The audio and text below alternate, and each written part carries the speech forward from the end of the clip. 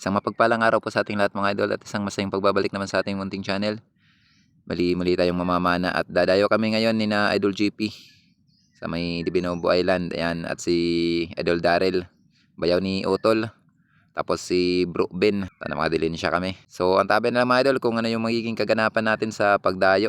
A few moments later. Bali, dumaan muna kami dito sa may talian ng Kubkuban.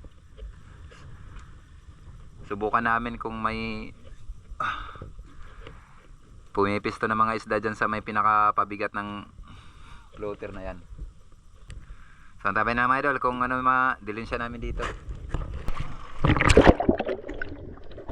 At dito pa baba natin mga idol ay agad na tayo nag-load ng ating pana para ready to serve na. Bali pinalitan ko na yung single rubber ng aking pana kasi naputol. At ito yung pangatlong dive natin. Yung unang dive hindi ko na isinama kasi wala naman tayo na pana.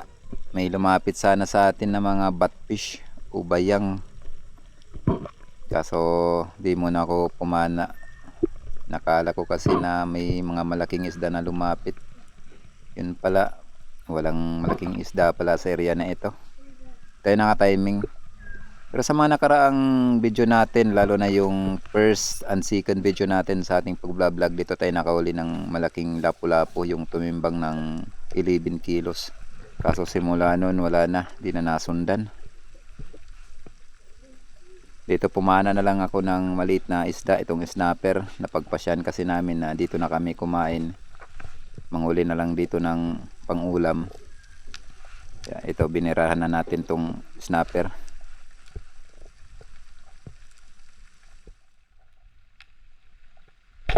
Yun, salamat, tinamaan natin.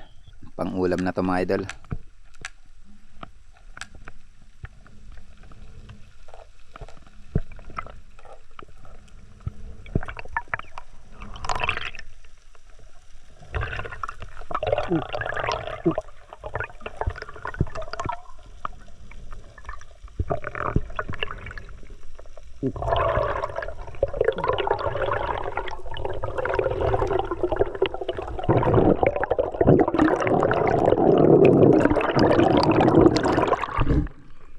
Hindi na pa.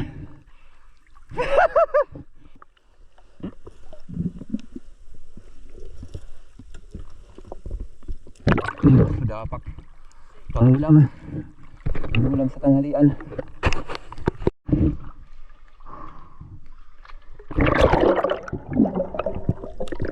At pagkatapos ko ma-secure yung unang isda natin ay binalikan ko naman yung nakita kong labahita.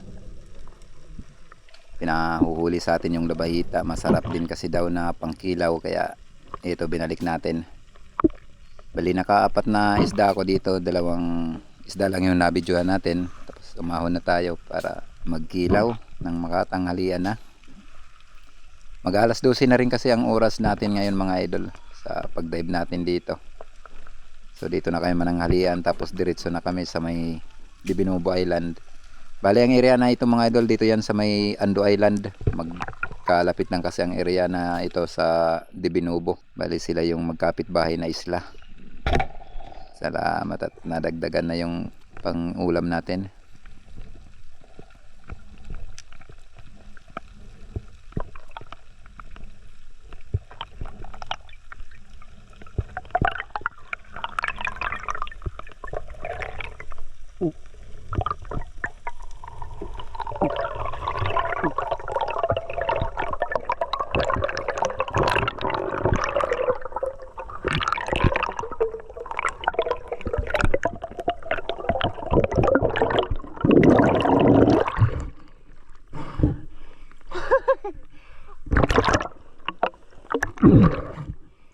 Pangkilaw. Mag-alas 12 na kasi.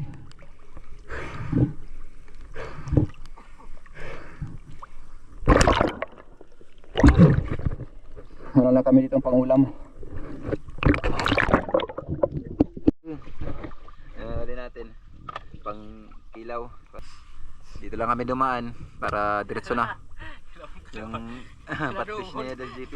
Ito yung lumapit sa atin kanina. Napakaamo nito kaso di natin pinana. Binanatan pala ni Idol GP. Wala kasing bumibili dyan sa ano, sa barangay. Kaya hindi na ako pumana. Nag-ano ako sa nag-abang-abang sa ibang isda kaso walang lumapit. Madalang yung sampa na malaking isda dito sa area. Kaya, nguli na lang tayo ng mga maliit pang ulam. Sabay lang mamaya mga idol pagkatapos namin kumain sa tanghalian. Nagdadive na kami doon sa may Dibinubo. Na-preno. Ay, pagpipiritang magsusulit yung talinga, hindi nakakapag-equalize. Delikado. Hindi makapag-equalize si Bro Pin. Kaya wag pilitin pag hindi makapag-equalize para hindi mag-damage yung katawan natin. Kilaw. Ay tayo idol. Ito yung pagkain natin. Duma kung tawagin sa amin, Hawaiian. Parang kamuting kahoy. Butig naman sa iba. Kinilaw pang malakasan. May kanin naman kami. Pero ito lang talaga yung kursunada ko. Masarap. Ano?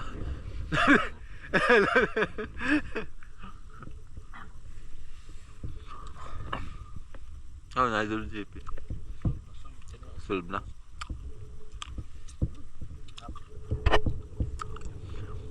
Buhay Spiro. A few moments later.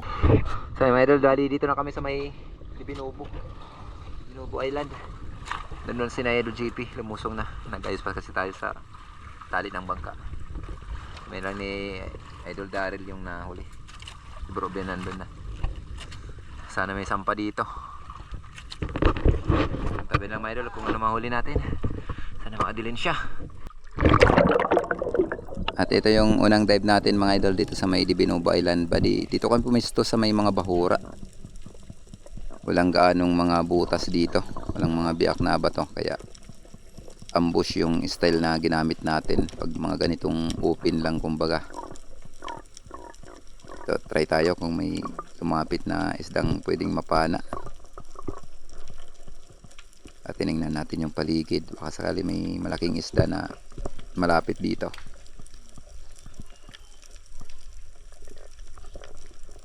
Ang daming mga dalagang bukid mga idol. Ito yung magandang hinuhuli sa pamimingwit. Gamit yung mga maliit lang na kawil tapos pamain mo alamang. Ang dami. Dito may nakita akong isdang pangihaw, payarungon o yellow spine unicorn. Yung klase ng unicorn mga idol na hindi lumalaki pero napakasarap na pangihaw, napakataba. Hinihintay ko lang kasi medyo distansyado pa.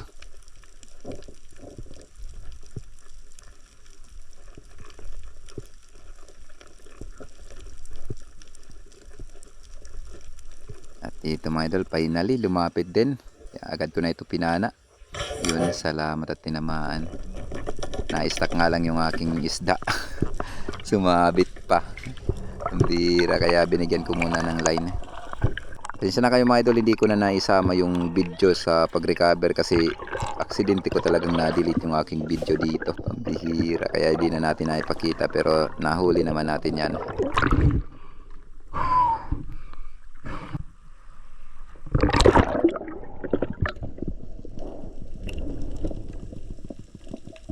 At pagpunta ko dito sa may kabilang bahura mga idol, may nakita akong dalawang malaking Maori snapper kaya agad na ako dito na bumaba. Kaso nga lang, nagkamali ako dito ng landing.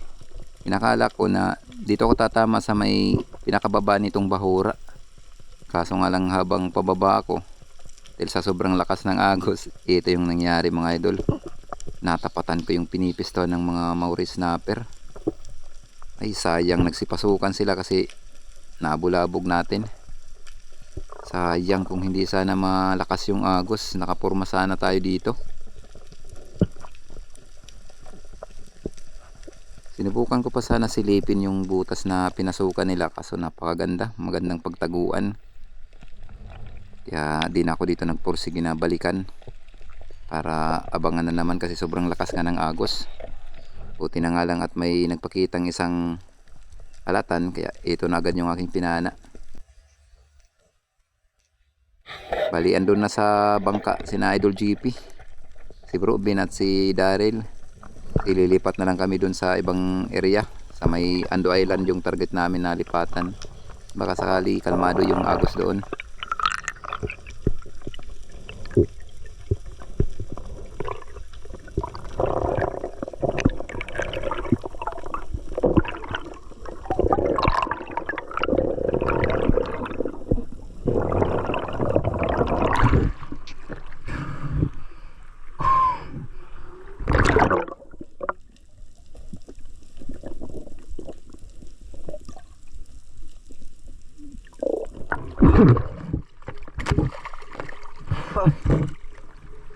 May dalawang Morris snapper sana kaso pumasok sa butas. Ito na lang yung pinana natin para hindi na nagsayang yung pagsisid. Alatan.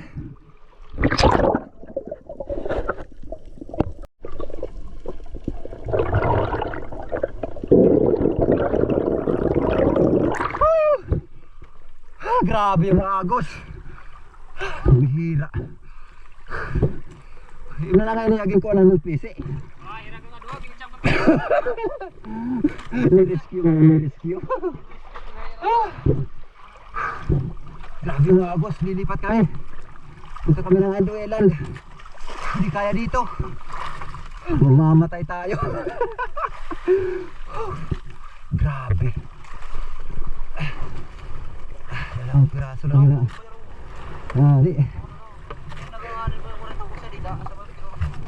Sinusunod na. Butlawin na.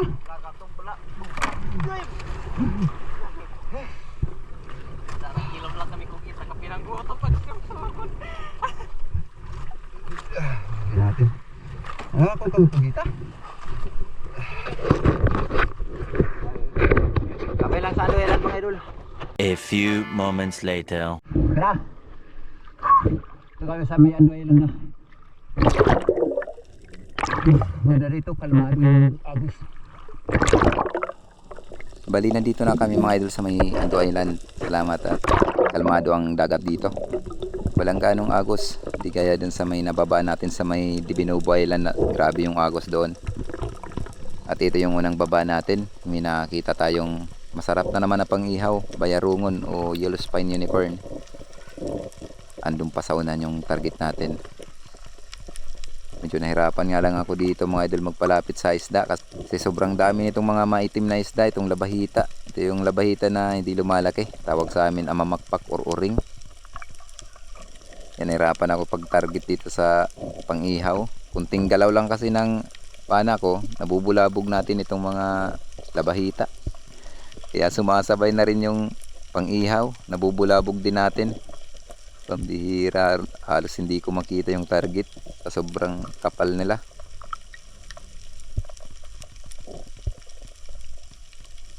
At dito pinanak ko ng mga idol kahit medyo distansyado pa. Salamat din naman natin. Hindi nga lang tumagos yung ating flapper pero ayos naman na secure natin.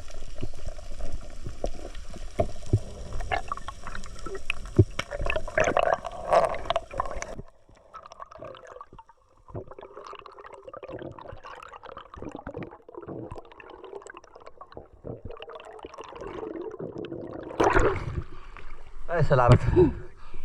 Meron.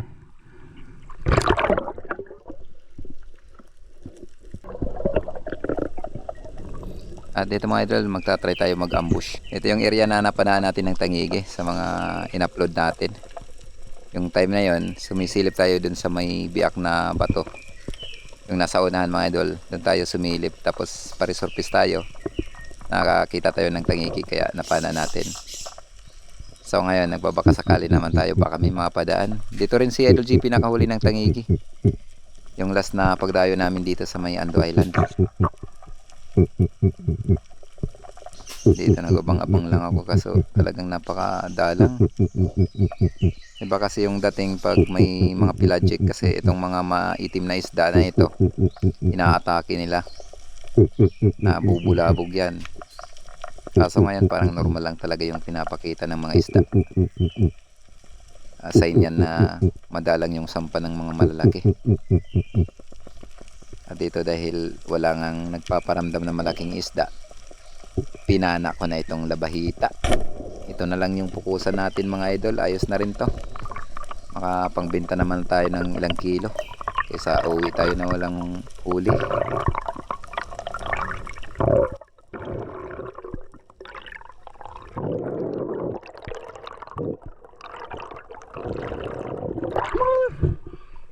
Balata natin itong labahita.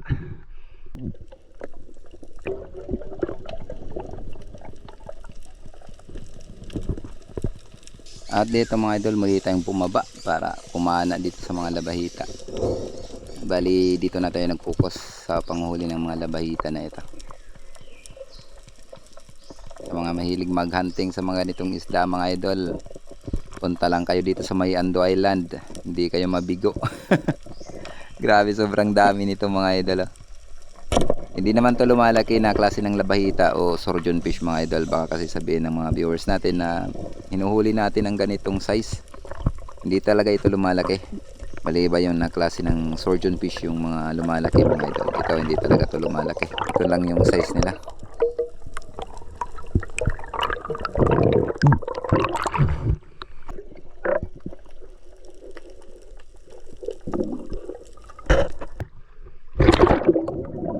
Bali, andun na si Idol GP, nakapisto na. Ang ganda ng pisto ni Idol GP. Naghihintay yan ng pelagic na dadaan dito. Kaso kanina pa yan nag-abang-abang, wala pa. May nahuli na siyang surgeon fish na malaki mga idol. Bali tayo naman, itong labahita na yung pinukusan natin. Pansin ko kasi na napakadalang ng mga malaking isda. Kahit sa mga butas o mga biyak na bato, wala din sampa.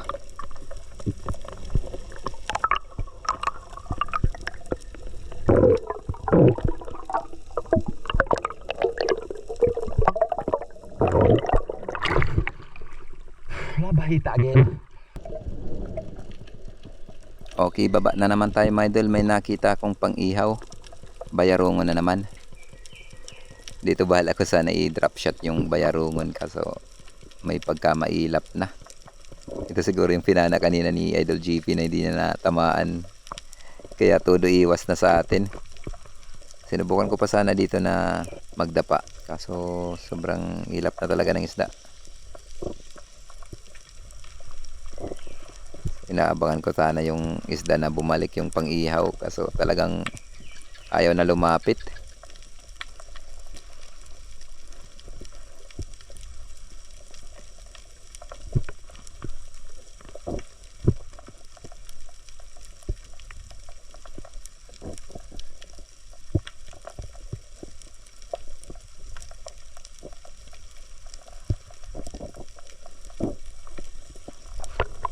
At dito nung mapansin ko mga idol na hindi talaga lalapit yung pang-ihaw, pumana na lang ako dito sa labahita na naman. Ayos na, pang dagdag na.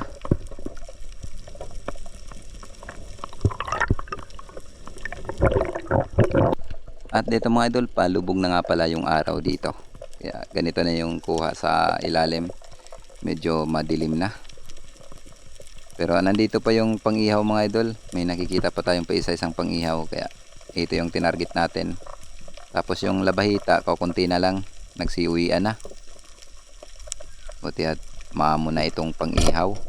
Yun, salamat. Tinamaan natin. Bali, ito na yung last na video natin sa ilalim. Umakyat na kami ni na Idol GP.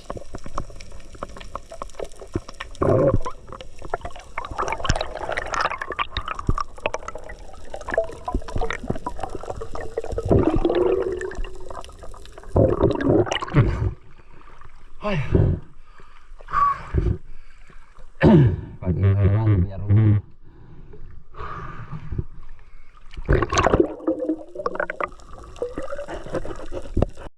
Wali. Pakadalang. Pakadalang. Ito na may mga labahita. Kung walang labahita, buta.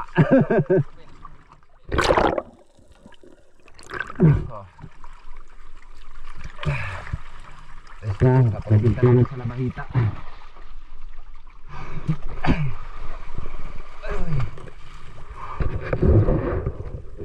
Oh, yan harvest. Ano yung potpot? Maraming kay Daryl, mga labahita, binanatan talaga.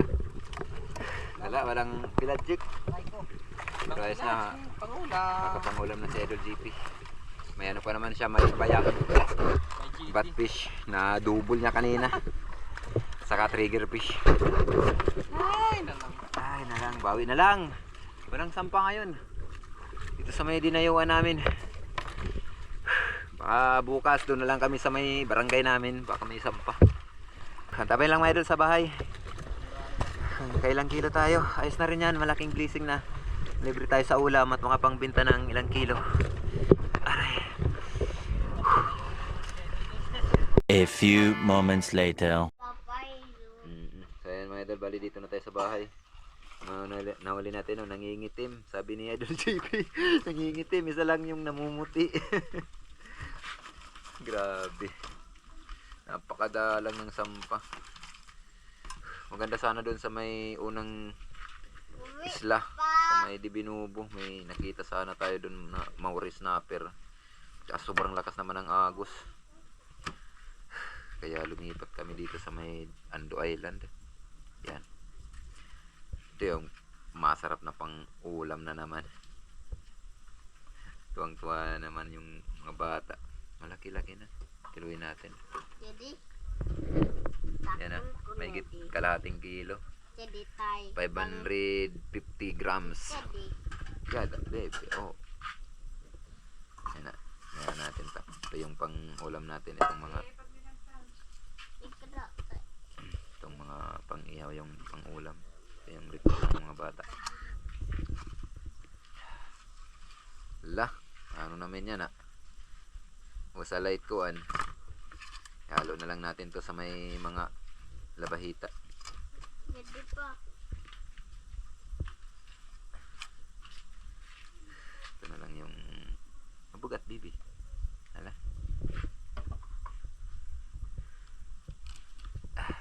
Nangingitim nga. Na rin 150 per kilo. 150. Hindi pa.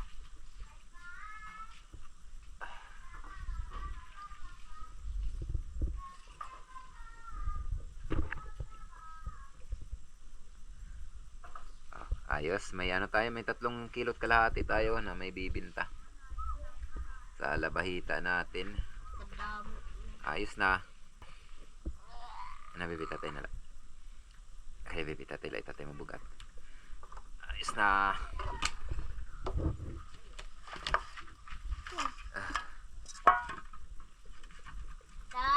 Nay, takabo. Takabo. Nahulog, nagkabaras. Kabaras, nay. Pangulam natin. At dito mga idol, kumita nga pala tayo ng 525 sa 3 kilo at kalahati. Bali 150 per kilo. So napakalaking tulong ng mga idol sa ating pang-araw-araw na gastusin. So hanggang dito lang muna mga idol yung ating video. Maraming salamat po ulit sa inyong patuloy na pagsuporta at pagsubaybay. Bali sa next upload na lang tayo mag-shoutout mga idol. Mega love shoutout na lang sa inyong lahat. Sa lahat ng mga viewers and subscribers pa natin. Hanggang sa muli, maraming salamat.